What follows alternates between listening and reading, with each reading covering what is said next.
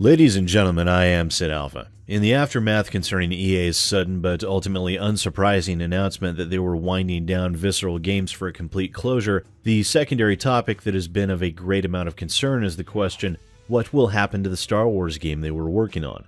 Well, we got a little more information in regards to that the other day by way of Zach Moonbach's Twitter feed, where he posted a goodbye letter yesterday that reads, "I appreciate all the support and words of encouragement I've been receiving in the last few days. It means a lot.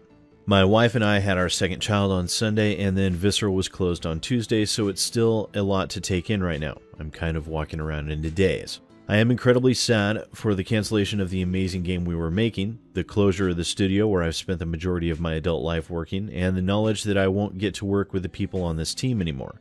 Visceral meant a lot to me. It's the only home I've ever known, and there's just no way around it. This is heartbreaking. I am incredibly lucky and honored to have had the opportunity to work with the amazingly talented people who made Visceral what it was.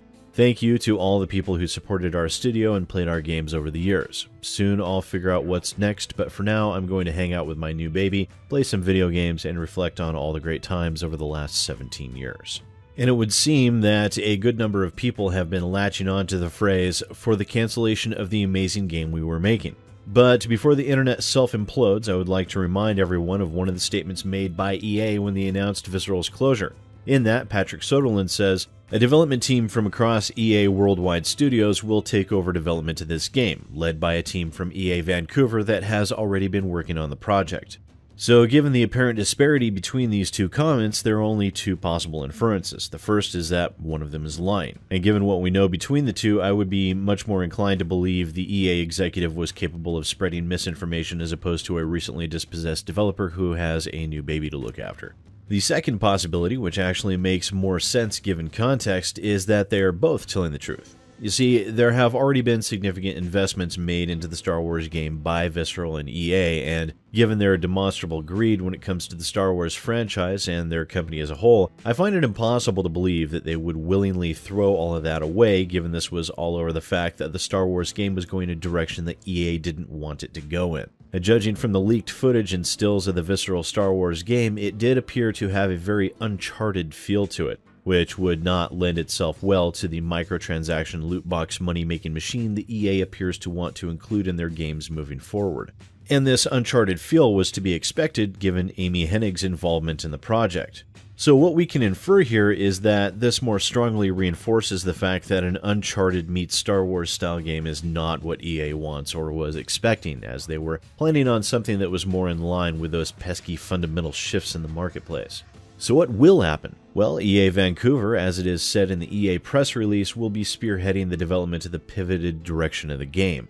I would expect that they will save a great deal of money and time recycling and reusing the vast majority of assets and characters made for the original game by Visceral, and couple it with the open-world skeleton that BioWare had already adapted from Dragon Age Inquisition for use in the Frostbite engine in Mass Effect Andromeda, or possibly they'll use the skeleton they have for the Battlefield franchise. That will take more retooling than the Frostbite coding done for Mass Effect Andromeda, but it's highly likely that they will not be starting from scratch.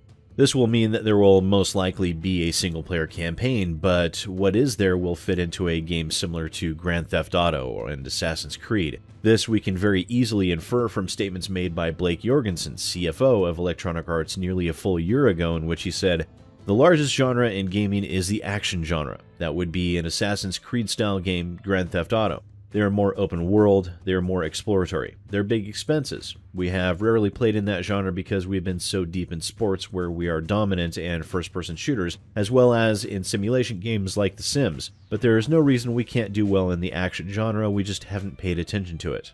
So it stands very much to reason with that in mind that what we will be getting is a Star Wars meets Grand Theft Auto. The reason for this is, of course, EA wants that multiplayer mode as soon as they saw that, as of April 2016, Rockstar had pulled in $500 million just in microtransactions within Grand Theft Auto 5. And given the expenditures for microtransactions are nearly a 100% pure profit, given they're needing almost nothing to create, this shows precisely where EA's head is at. They see dollar signs, and it would seem that they will stop at nothing to get a game out the door in order to accomplish that goal. And what better way to do it than with Star Wars, one of the most sought after and popular franchises in the world.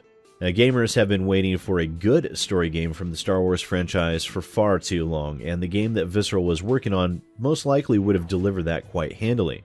And with this, quote, pivoted design by EA, it has caused a great many people to question what they will get from this redesign. Will there be a story mode? Well, almost certainly. Will it be as good as what we might have gotten from Visceral?